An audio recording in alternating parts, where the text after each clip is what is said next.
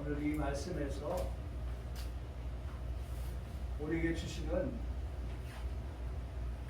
은혜가 오늘 여기 모인 저희들 모두에게 있기를 간절히 소원합니다. 아멘. 자, 오늘 말씀의 제목입니다. 오늘 말씀의 제목, 우리가 지난주에도 말씀을 봤지만 더 크고 온전한 장막.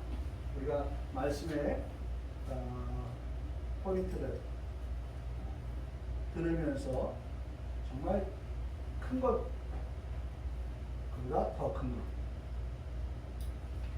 온전한 것, 이것을 우리에게 말씀해. 우리의 목표는 우리 개인적으로 그렇고, 장막이 온전한 장막이라고 하면 우리도 온전한 그리스도인, 완전한 그리스도인, 그 다음에 장성한 그리스도인, 이와 같은 그리스도인이 되어야 한다라고 하는 것을 생각해 보게 됩니다. 오늘 말씀해 보니까 예비한 첫 장막이라고 하는 말씀을 듣게 됩니다. 장막. 사실 이 장막이라고 하는 것은 우리에게 더 친숙한 단어로 성전, 장막 이퀄 성전, 또 성막, 그리고 오늘의 교회라고 할 수 있습니다. 그러니까 예비한 첫 장막, 장막이라고 하는 말씀을 생각하면 오늘 우리의 교회라고 하는 것을 한번 생각해 두면 좋겠습니다. 교회. 사실 그래서 장막, 성전, 성막, 교회라고 하는 이와 같은 것들은 어떤 면에서 성막의 변천사이다 라고 말할 수 있습니다. 변천사. 그러니까 지금에 와서 변천되어 온 것이 지금에는 뭐가 됐어요? 교회라고 그렇게 말할 수 있는 것입니다. 그리고 오늘 성경 본문은 장막을 말씀하고 있지만 우리에게 바로 이 교회를 두고 말씀하고 있다는 것입니다. 사실 우리에게 이 장막이나 성전이나 성막이나 교회라고 하는 것이 있다는 것, 교회가 있다고 하는 것, 그것은 저와 여러분 모두에게 있어서 복이 아닐 수가 없습니다. 아멘. 교회, 그것은 우리에게 복이 되는 거룩한 장소라고 할 수 있습니다. 왜요? 그 이유는 시편 25장 22절 말씀에 보면 그것이 바로 하나님을 만나는 장소이기 때문입니다. 교회는 하나님을 만나는 장소라고 하는 것입니다. 하나님을 만나는 장소가 우리에게 있다. 그래서 복되다 라고 말씀을 드리는 거예요. 여러분, 만남이라고 하는 것을 생각해 보면 만남은 나와 그리고 상대가 있는 것입니다. 하나님은 오늘 이 교회라고 하는 곳에서 그 교회에 계셔서, 왜냐하면 이 교회가 내 집이라고 당신은 말씀하고 있기 때문에 그래요. 내 집에 하나님이 계시고 오늘 그 집을 찾아오는 하나님의 자녀들을 하나님은 이곳에서 어떻게 해요? 만나 주시기를 원하신다는 것입니다. 할렐루야. 여러분, 그러므로 노노히 제가 이 부분에 대해서 말씀을 드릴 때마다 드리는 말씀이지만 오늘 이 교회에서 예배를 드리는 우리는 반드시 이 예배를 통하여서 이 교회에 계시는, 이 교회에 떠나신 하나님이 아니라 이 교회에 계시는 거룩하신 그 하나님을 우리가 어떻게 돼요?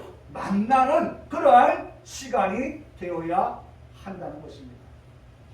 절대로 우리가 예배를 통하여서 하나님을 만나기를 그렇게 간절하게 소망하고 그렇게 기대하면서 정말 하나님을 만나고자 하는 그러한 열정과 열심을 가지고서 하나님께 예배하는 예배자가 되어야 한다고 하는 것을 말씀하고 있습니다.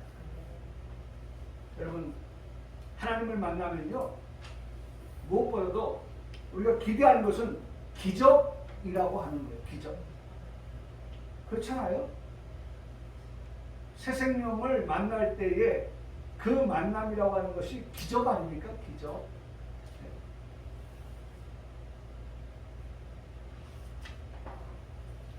기적인 거예요. 그건 기적.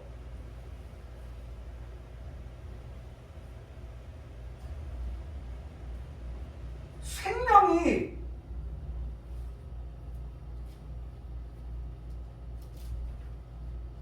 몸 안에서 만들어지고 그리고 자라고 기적 아닙니까?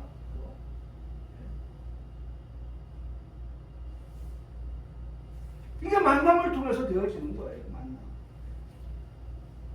그리고 또 만남을 기대하는 거예요. 그러므로 우리가 중요한 것은 내가 어디 있느냐. 교회에 하나님이 거하시는데, 계시는데 이 교회에 하나님께서 만나기를 원하는 나는 어디에 있느냐. 여러분, 몸은 지금 우리가 교회 안에, 성전 안에 있을지 몰라도 내 마음과 내 생각이 지금 하나님을 만나는 이 거룩한 성전에 함께 머물러 있지 아니한다고 하면 만남이 안 되는 거예요. 거기에 기적이 일어나지 않는 거예요. 여러분 기억하시죠? 만남이라고 하는 것은, 특별히 하나님을 만난다고 하는 것은 그 속에서 무엇을 기대해요? 기적이라고 하는 것을 기대할 수 있다는 것입니다. 저는 지난주에 요한복음 5장의 말씀을 읽으면서 그 말씀 속에서 베데스다 연못가에서 행각 5이 있는데 그곳에 각색 병자들이 모여 있습니다. 맹인도 있고 다리 저는 사람도 있고 혈기 마른 사람도 있었습니다. 특별히 병자들이 이 베데스다 연못가에 모여 있는 이유가 있습니다. 천사가 가끔 못에 내려오는데 못을 움직일 때에 거기 있는 병자들 가운데 먼저 못에 들어가는 사람은 어떤 병에 걸렸든지 간에 낫게 된다는 것입니다.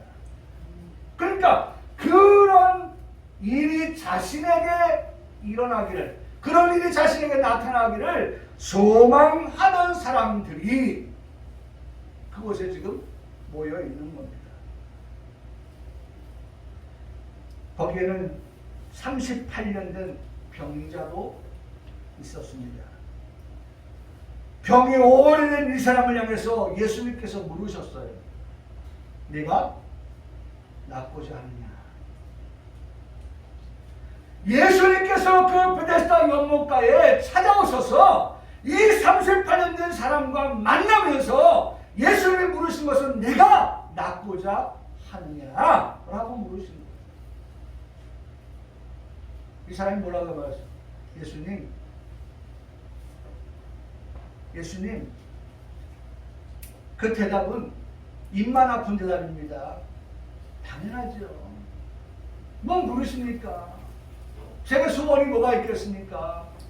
38년 동안 이 병을 앓으면서 혹여나 올해는 내가 그 당사자가 될까? 기적이 나한테 일어날까? 그런 기대감을 가지고 여기 머물러 있는데 당연하죠. 네? 내가 낫고자 하느냐고요? 당연하죠. 예수님께서 그 환자에게, 병자에게 38년의 그 기나긴 세월 동안에 이 병과 씨름했던 이 사람에게 예수님께서 말씀하셨습니다. 일어나 내 자리를 들고 걸어가라. 일어나 내 자리를. 38년 동안 그 앓던 병을 들고 걸어가라. 예수님께서 이 말씀을 하시고 나서 이 사람이 이 예수님의 말씀을 듣고서 이 예수님의 그 능력의 말씀, 그 말씀을 듣고서 요한복음 5장 9절을 말씀합니다. 그 사람이 곧 나아서 자리를 들고 걸어다니라. 여러분, 기적 아닙니까? 이게 기적 아니에요. 38년을 이제 종지부를 찍는, 더 이상 어제의 나는 아닌 오늘 새로운 나의 삶의 인생이 바뀌어지는 그러한 역사가 오늘 베데스다 연못가에 찾아오신 예수님을 만나는 이 30번 있는 환자에게, 병자에게 일어났다는 것. 저는 이 말씀을 하면서 이게 기적이지 뭐. 이게 기적이지 뭐. 오늘도 예수님을 만나지 못했다가 이 사람은 여전히 오늘도 신음하면서, 고통하면서, 우리 아까 참여 청년이 기도했던 것처럼 근심하고 걱정하고, 오늘 우리가 사는 세상에 지금 그런 것들 투성이에요. 내가 아는 사람에게서 들려오는 소식이 밀접 접촉자는 아니지만 어쨌든 그 사람과 만났다. 그럼 검사를 하는데 검사에 한 줄만 나오면 되는데 두 줄이 나온다. 아이고야. 그럼 근심 안 됩니까? 걱정 안 됩니까? 사랑하는 사람을 옆에 두고도 만나지 못하고 그 사람을 창밖에서 바라봐야 되고 건물 밖에서 바라봐야 되는 그러한 이런 안타까운 이런 현실 속에서 근심과 걱정 속에 살아가는 우리들에게, 여러분,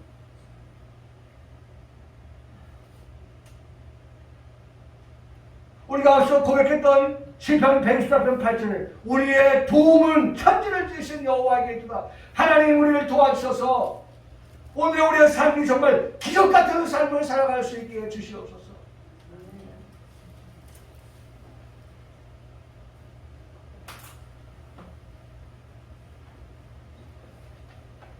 여러분, 지금 말씀드린 요점은 뭡니까? 하나님을 만나면 반드시 역사가 일어납니다. 여러분, 사실 우리는 바로 그 역사에 한 획을 그은 사람들이에요.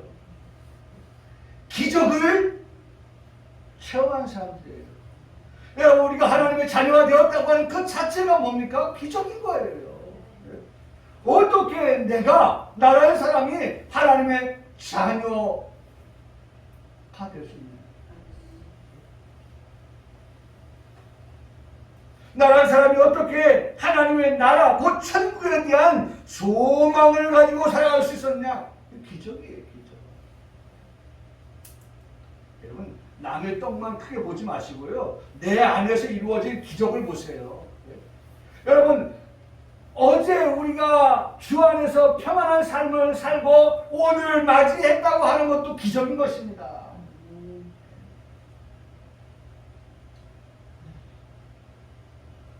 천인이 만인이 내 우편에서 좌편에 쓰러지는 그와 같은 때에도 하나님께서 지켜주신다고 하는 것, 그것이 기적 아닙니까?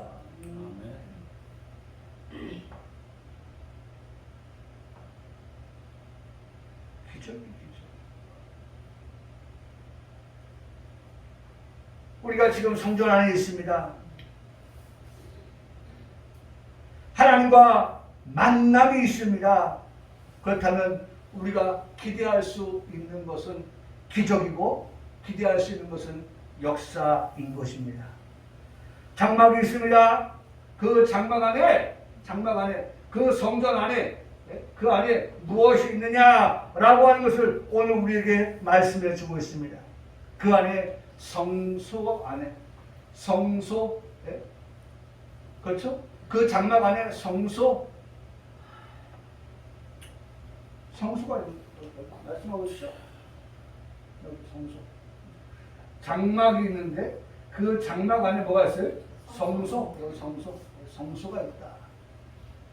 물론 이 장막 안에 성소만이 있는 것이 아니라 성소를 지나서 지성소라고 하는 것도 있습니다.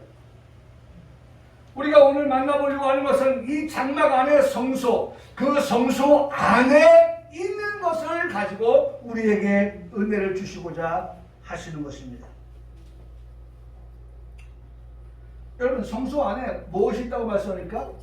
등잔대가 있고 상과 진설병, 떡상이라고 하는 것이 놓여져 있습니다. 떡상. 그래서 좀 성도들에게 좀 이해가 되게 좀 하기 위해서 한번 준비해봤어요. 자, 이게 성소입니다. 성소. 그러니까 요게 지금 요걸 그림을 한번 생각해보면 이 등대가 왼쪽에 있습니다. 들어가면서 왼쪽에. 그러면 지금 우리가 볼 때는 여기 오른쪽이죠? 네. 그러면 어느 쪽에 들어오는 거예요? 여기서 들어가는 거예요? 여기서 들어가는 거예요? 여기서 들어오는 거예요. 그죠? 여기서 들어오는 이게 뭐가 되는 거예요? 왼쪽이 되는 거죠. 그렇죠? 지금 이쪽에서. 여기 성소 바깥은 뭐예요? 마당입니다. 뜰이에요. 그렇죠? 뜰이. 요 뜰을 지나 들어오면 성소. 성소를 지나서 들어가면 지성소. 이렇게 되는 것입니다. 그런데 지금 뜰에서 들어와 성소에 들어오니 왼쪽에 뭐가 있어요? 등잔대가 있네요. 등잔대. 네? 등잔대가 있는 거예요. 등잔대. 자, 등잔대가 좀 희미하기 때문에 또 한번 봅니다. 여기 더 희미하네요. 더 안 보이죠? 요거 사진을 준비한 이유가 있어요. 좀 컴컴하죠? 컴컴하니 뭐가 필요해요? 등이 필요한 거예요. 컴컴하니 등이 필요한 거예요. 여러분, 여기 지금 좌우 사방이 지금 다 막혀 있네요. 막혀 있는 거예요. 이 안은 지륵 같은 어두움입니다. 깜깜합니다. 우리는 지금 창이 깜깜하니까 창을 만들어서 지금 저쪽을 빛이 들어오니까 한결 좋지만 여기 이전에 보면 이 안이 지금 깜깜한 거예요. 예? 여기 지금 휘장을 이렇게 걷어놓으니 좀 빛이 들어올 뿐이지 이걸 풀어 놓으면 이 안은 온전하게 깜깜하여 질 수밖에 없습니다. 그 안에서 뭐가 있어요? 등잔대가 있는 거예요. 자, 그 등잔대가 또 어떻게 생겼냐면 이렇게 생겼어요. 이게 등잔대입니다.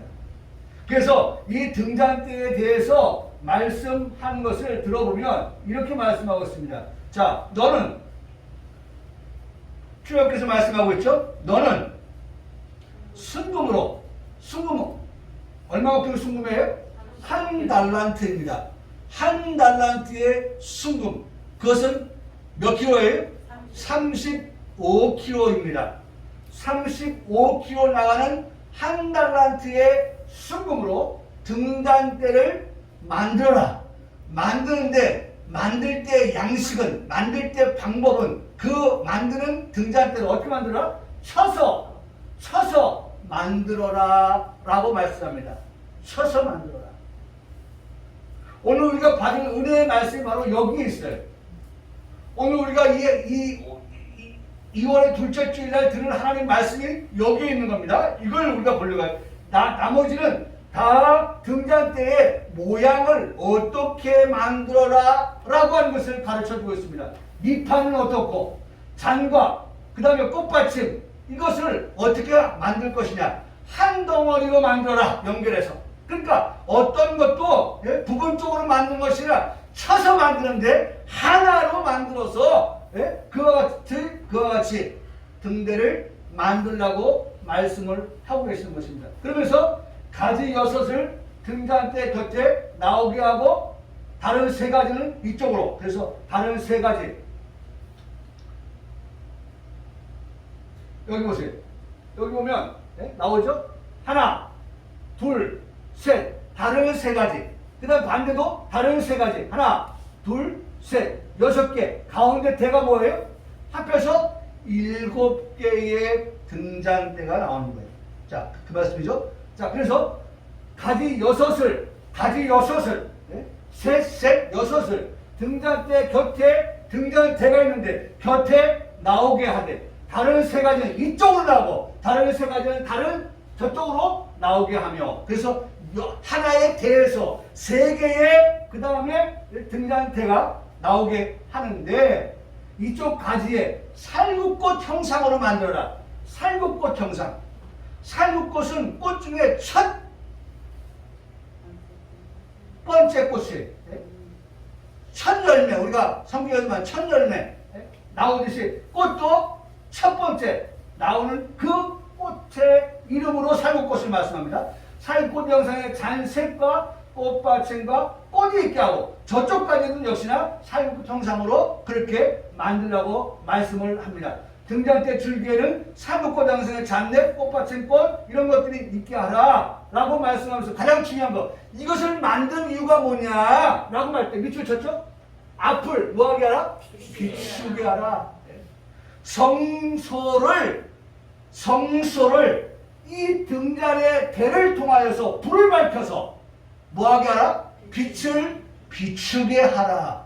등잔대의 역할, 등잔대의 사명이 무엇이냐 라고 할 때 빛을 비추게 하는, 앞을 비추게 하는 그와 같은 일을 하게 하였다라고 그렇게 말씀하고 있는 것을 볼 수가 있어요. 앞서도 말씀드렸지만 성소는요, 빛이 들어오지 않습니다. 창문이 하나도 없는 곳이 성소입니다. 그럼에도 성소 안이 밝은 것은 그것을 밝히는 무엇이기 때문에 등잔대가 있기 때문이라는 것입니다. 등잔은 등대에 놓여서 밝은 빛을 비추게 하였습니다. 성소 안이 밝은 이유 바로 등대의 빛 때문이라고 하는 것입니다. 우리는 성소와 그 안에 있는 등대 그리고 빛을 보면서 무엇을 생각할 수 있어야 할까요? 성소는 어두운데 그 안에 등대 불이 밝혀 빛을 밝힘으로 인해서 어둠을 몰아내고 그 다음에 그 안을 환하게 밝게 만드는 이것은 오늘 우리에게 요한복음 8장 12절의 말씀을 통해서 우리에게 이렇게 말씀합니다. 예수께서 또 말씀하여 이르시되 나는 뭐예요? 세상의 빛이다. 예수님께서 자신을 두고 말씀할 때 나는 세상의 빛이다. 빛이다. 여러분, 예수님이 자신을 세상의 빛이라고 말했습니다.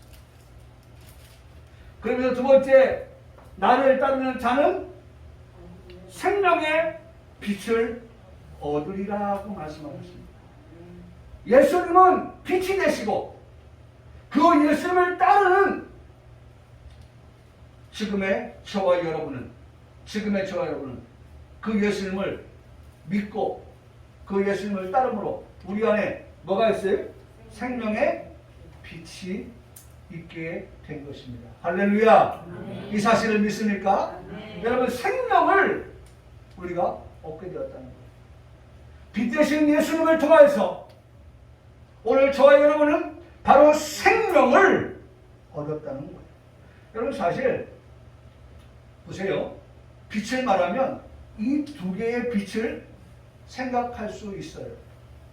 하나는 창세기 1장 3절에 말씀하고 있는 빛이고 또 하나는 창세기 1장 16절에 말씀하고 있는 빛을 두고 말씀하고 있습니다. 그런데 왜 이 말씀을 제가 여러분들께 소개하냐면 보세요. 1장 3절에 말씀하고 있는 빛과 1장 16절에서 말씀하고 있는 빛은 분명한 차이가 있다라고 하는 것을 말씀을 드리려고 하는 것입니다.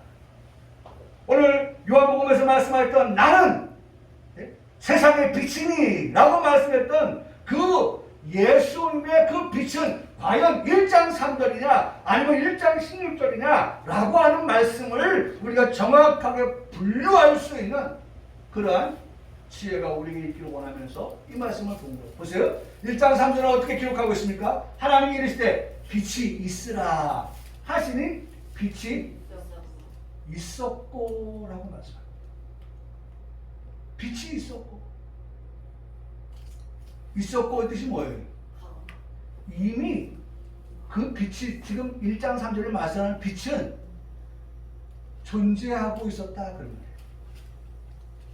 이미 존재하고 있는 빛이라고 말씀하고 있습니다. 왜냐면 이미 요한복음 8장에서 말씀할 때 예수님께서 나는 세상의 빛이니 이미 예수님은 자신을 빛이라고 말씀했단 말이에요. 예수님은 빛이신데 그 빛 대신 예수님은 이미 있었고의 예수님이에요. 할렐루야. 그래서 우리가 고백할 때마다 우리의 좁은 천지 되신 여호와라고 하는 말씀의 고백을 우리가 하면서 우리 머릿속에 스쳐가는 것이 뭐예요? 그 여호와는 스스로 어떻게 존재하시는 겁니다. 피조물이 아니라는 거예요. 나는 스스로 있는 자라는 거예요. 차별화를 말씀하고 있는 거예요.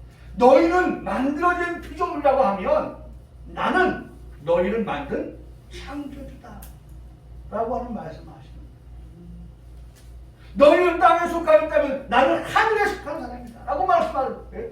하늘과 땅이 높음과 같이 그와 같은 말씀을 하고 계시는 거예요. 있었고의 예수님, 그 빛이에요. 그 빛은 있은 예수님, 나는 세상의 빛이라고 하십니다. 그러면 16절에 말씀하는 빛이 뭐냐? 오늘 우리가 잠자고 일어나면 동에서 떠오르는 그 찬란한 빛, 그 빛을 말합니다. 보세요. 하나님이 두 큰 광명체를 만드사 큰 광명체, 작은 광명체 이것을 만들었는데 큰 광명체로는 낯을 주관하겠다. 이건 뭐예요? 해. 큰 광명체는 해. 그 다음에 작은 광명체는 밤을 주관하겠다. 뭐예요? 달. 그래서 해와 달과 별을 넷째 날 하나님이 어떻게 창조하십니다. 빛은 1장 3절에도 빛은 1장 11절은 말씀하고 있지만 그러나 이 1장 3절에서 말씀하시는 것은 바로 나는 세상의 빛이라고 말씀하신 예수님 자신을 말씀하고 있다고 하면 1장 16절의 빛은 자연의 빛, 자연의 빛을 두고 말씀하고 있다라고 말씀을 드릴 수가 있어요. 그래서 예수님은 세상의 빛이 되신다라고 말씀하시면서 이렇게 말씀하셨어요. 요한복음 1장 9절로 12절을 말씀해 보니까 참빛.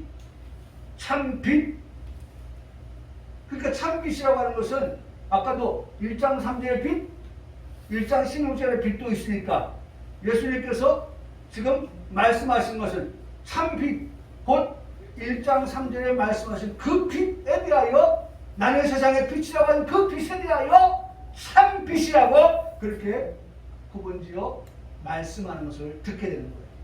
그래서 참빛, 그 세상에 와서 뭐가 되세요?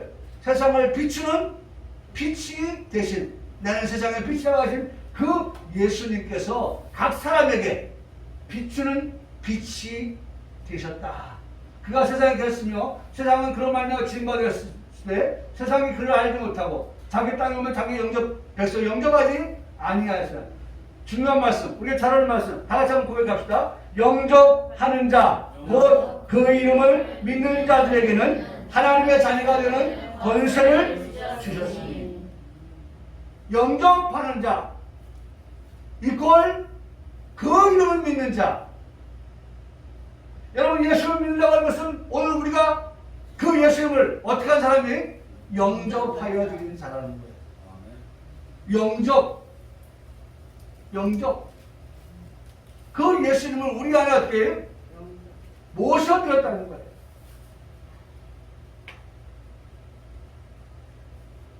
과거에는 우리 안에 그 예수님이 계시지 않았어요. 근데 이제는 예수님이 우리 안에 우리 중심에 좌정하여 계신다는 거예요. 사랑하는 성도 여러분, 오늘 우리가 하나님의 자녀가 되었습니다. 어떻게 해요? 영접하여서. 어떻게 해요? 믿는 자 되어서 하나님의 자녀가 되었다고 말씀하여 주십니다. 확실합니다. 틀림이 없습니다. 그래서 성경은 로마서 8장에 이렇게 말씀합니다. 내가 뭐한다?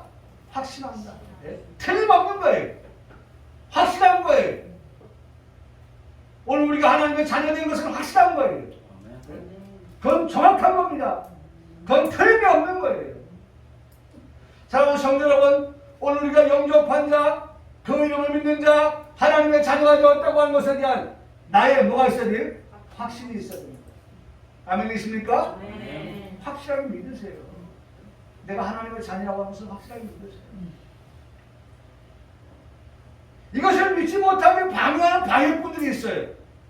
그런 방해꾼의 방해 공작에서도 나는 여전히 뭐하고 있어요? 확신한다고 말하면서 보세요. 우리 주 그리스도 예수 안에 있는 하나님의 사랑에서 중요한 말씀 끊을 수 있다 없다?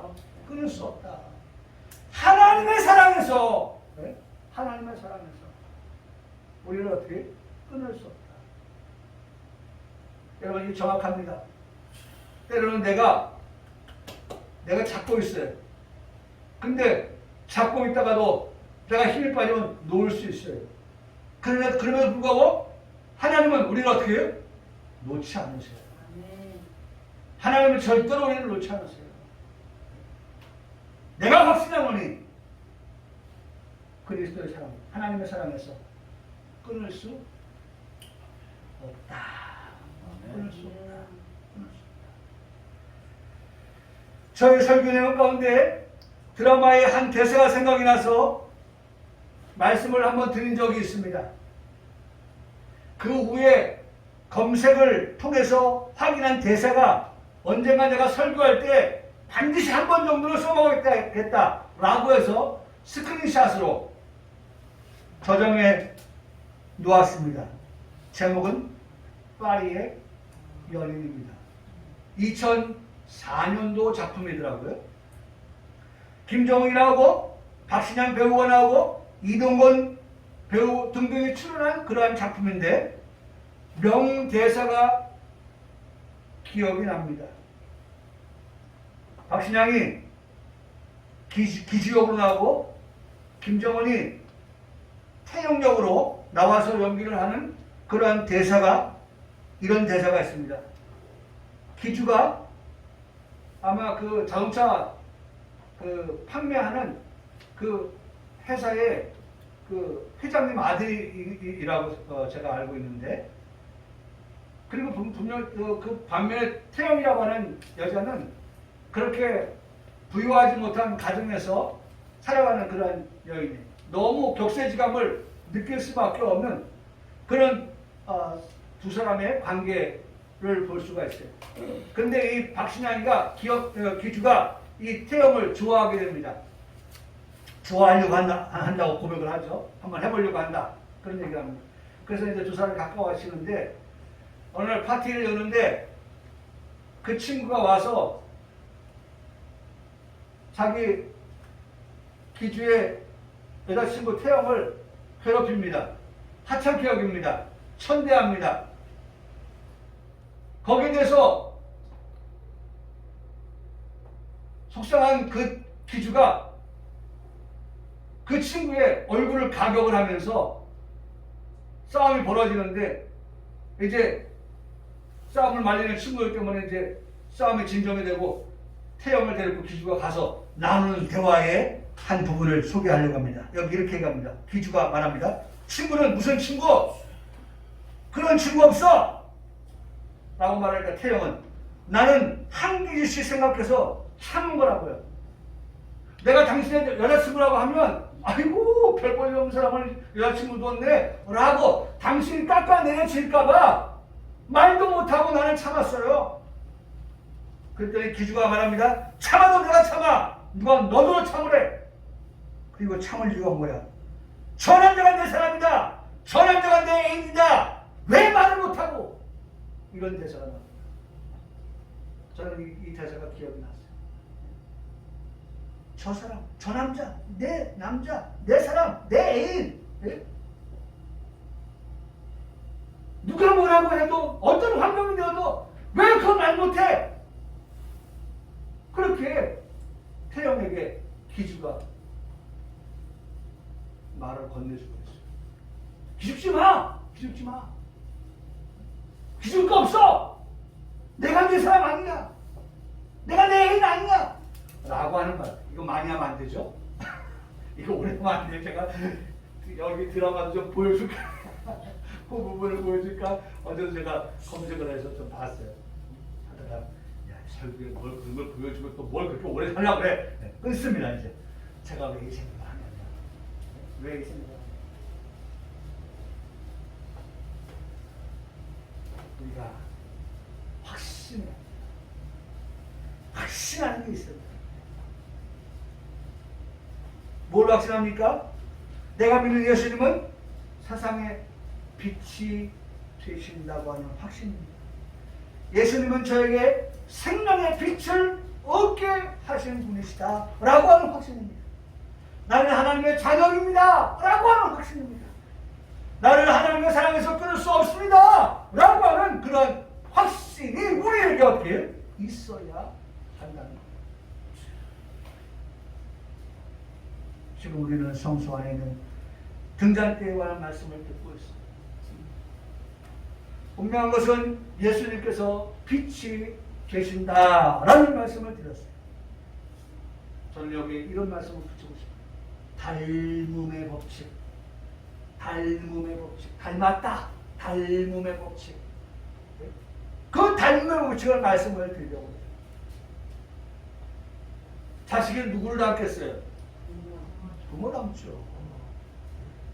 평상시에 주의 깊게 보지 못했던 행동에서 어느 날 내 모습 속에서 아버지 모습, 어머니의 모습을 발견한 적은 없습니까? 이것을 한자로 말하면 부전자전, 그 아버지의 그 아들이라는 말로 해석합니다. 그러니 우리 하나님의 자녀들의 삶 가운데에 우리의 삶에 드러나야 될 것이 뭐냐? 빛의 자녀로서의 삶을 살아가라 말씀하고 있다는 것입니다. 마태복음 5장은 말씀합니다. 너희는 세상의 무엇이다? 빛이다. 너희는 세상의 빛이다. 우리 향해서 말씀하십니다. 너희는 세상의 빛이 되라. 왜? 예수님이 말씀하신 게 뭐였어요? 예? 예수님은 어떻게 말씀하셨어요? 예? 세상의 빛이라고 말씀하셨습니다. 예수는 당신 자신을 말씀합니다. 나는 세상의 빛이다. 예수님께서 세상의 빛이라고 말씀하신 것처럼 예수님을 따르는 우리 역시도 예수님의 자녀된 우리들 역시도 뭐가 되어야 돼요? 세상의 빛이라고 말씀해주고 계시기 때문에 이곳에 말씀하고 있잖아요. 요한복음 마태복음 5장 14절 16절 너희는 세상의 빛이야. 너희 빛이 사람 앞에서 비치게 하라 라고 말씀하셨어요. 빛이 비치게 하라. 하나님의 자녀된 우리가 기억해야 할 것은 닮음의 법칙을 따라서 예수님께서 세상의 빛이 된 것처럼 우리 역시도 세상의 빛이 되라는 말씀을 듣고 있다는 것입니다. 한 걸음 더 나가서 우리 안에 있는 빛을 사람 앞에 비치게 하여라는 말씀입니다. 사람 앞에 비치게 하라. 너는 세상의 빛인데 내 빛을 사람들 앞에 비치게 하라 라고 말씀합니다. 그렇게 될 때 그 결과 말씀의 끝이 뭐예요? 하늘에 계신 너희 아버지께서 뭘 받아요? 영광을 받으신다 라고 말씀하고 있습니다. 영광을 돌리게 하라 라고 말씀하고 있습니다. 이 말씀을 하니까 문득 생각나는 게 이사야서 43장 21절의 말씀이니까 이 백성은 나를 위하여 지었나니 나를 찬송하게 하려 합니다. 그러니까 하나님이 지은 사람은 하나님이 지으신 목적이 뭐냐? 나를 찬송하게 하려 한다는 거예요. 근데 신약에 와서 말씀하니까 하나님이 지은 이 사람 나는 세상의 빛이고 너희도 세상의 빛인데 그 빛을 사람들에게 나타나게 하라, 비추게 하라. 함으로 인해서 하나님 아버지께 하늘에 계신 하나님 아버지께 영광을 돌리게 하라. 그러니까 이사야에서는 찬송을 돌리게 하고 신약에 와서는 영광을 돌리게 하라고 그렇게 말씀하는 것을 듣게 됩니다. 사랑하는 성도 여러분, 오늘 여러분과 저는 하나님께 찬송을, 하나님께 영광을 돌리기 위해서 부름받은 자입니다. 하나님 우리를 불러주신 것은 하나님께 찬송하고 하나님께 영광을 돌리도록끔 그렇게 우리를 불러주신 거예요. 빛을 비춥니다. 이 빛이 어떤 빛입니까? 이 빛이 너희의 착한 행실이다 라고 말씀하고 있어요. 여기 보세요. 여기 보면 이같이 너희 빛이 사람을 비치게 하여 그들은 너희 착한 행실을 보고. 빛이 뭐냐? 그럼 빛을 비춘다는 게 그냥 막연하게 빛을 비춘다는 게 아니라 그 빛을 비춘다는 뜻이 뭐냐? 너희의 착한 행실을 보게 하라. 보여줄 수 있어야 돼요. 네? 그리스도인은 보여줄 게 있어야 돼요. 그리스도인은 들려줄 것이 있어야 돼요. 네? 그래서 여러분 베데스다 연못가를 말씀드렸지만 거기서 예수님 만난 사람이 38년 된 자뿐만 아니라 거기서 맹인도 눈을 뜨게 될 것이고 기목을도 귀가 열리게 될 거 아닙니까? 네. 어떤 병에 걸렸든지 간에 만남을 통하여 그런 역사가 일어난다고 하면 오늘은 38년 된 병자가 나았지만 내일은 맹인이 눈을 뜰 수 있는 것이고 모레는 기목어리에 귀가 열려질 수 있지 않겠습니까? 네. 눈을 뜨니 볼 수 있는 것이고 귀가 열리니 들을 수 있는 것처럼 오늘 우리를 통해서 너희 착한 행실을 보여줘라. 그 다음에 들려주라. 라고 그렇게 말씀해 줘. 그게 아버지, 하늘에 계신 너희 아버지께 뭐가 된다? 영광이 되는 것이다. 구약에는 찬송이 되게 하시는 것이다. 여러분 착한 행실이 무엇입니까? 선한 행실입니다. 선한 행실이 무엇입니까? 구원 얻게 하는 행실입니다. 구원하는 행실이에요. 여러분 구원 얻게 되는 유일한 길이 있습니다. 다른 길이 없죠? 한번 따라 하시겠습니다. 오직 예수, 오직 구원, 오직 복음, 오직 믿음. 오직 예수. 그 예수님 믿어야 오직 구원. 그것을 우리가 말하니 오직 복음. 복음을 말하는 거 아니에요? 그래서 등잔대를 금으로 만들라고 하는 이유가 금은 뭐예요? 변하지 않는다는 거예요. 변하지 않는 것은 믿음이에요. 오직 믿음. 오직 예수님을 믿어야만이 우리가 구원을 받습니다. 그리고 그것을 우리가 믿으면서 그것을 어떻게 해요? 비치게 하라. 하나님 앞에 비치게 하라. 그것을 보게 하라. 그것을 듣게 하라. 그렇게 될 때 하늘에 계신 너희 아버지께서 영광을 받으신다 라고 말씀합니다. 등잔대를 금으로 만든 이유가 거기 있어요. 빛된 생활을 하면서 믿음의 생활을 하라고 우리에게 말씀하고 있습니다. 죄악 시대에도 노아의 믿음만 빛나고 있었습니다. 그렇죠. 당시 아브라함 시대 때에도 갈대아 우르에서 아브라함은 그렇게 빛나게 하셨어요. 사랑하는 성도, 오늘 우리는 믿음을 가지고 살아가요. 그리고 믿음대로 삶을 살아가요. 여러분 여기 말씀에서 봤지만 쳐서 만들었어요.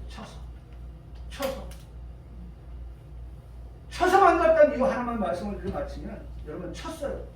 여러분 이걸 십자가를 만들기 위해서 쳐봐요. 예? 여기 다듬어내고 저기 다듬어내고 쳤어요. 예수님 우리를 구원하시기 위해서 십자가 지시기 위해서 채찍질 당하시고 쳤다고 하는 것은 고난입니다. 고통입니다. 여러분 우리의 구원을 위해서 예수님께서 고난받으셨다는 것을 말씀합니다. 이 등잔대 만들기 위해서 쳐서 만들어라. 빛 되신 예수님, 고난받으신 예수님, 고통받으신 예수님이십니다. 그래서 성경 외에 미드라시아고 하는 책에 보면 모세가 이 등잔대 만들 때 제일 어려웠다고 해요. 제일 어려웠다고. 솔로몬도 이 등잔대 만들 때 80번이나 다시 했다고. 그만큼 어려워. 만드는 게.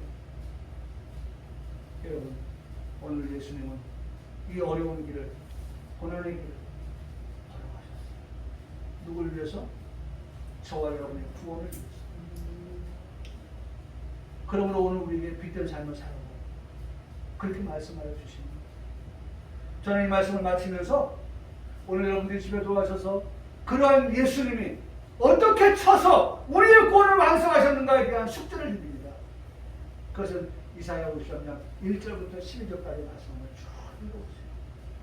정말 예수님 나를 위해서 이렇게 쳐서 등대에 빛 되셨구나 라고 하는 것을 우리가 알게 됩니다. 우리가 저런 것을 누가 믿었느냐, 여호와 팔림께 나타내냐, 이 말씀이에요. 한번 꼭 읽어보시고 정말 예수님 이렇게 쳐서 나를 구원하게 하셨다고 생각하면서 깊은 감격과 감사를 돌리며 살아가는 이 한 주간이 되시기를 주님의 이름으로 간절히 축복하고 축원합니다. 아멘.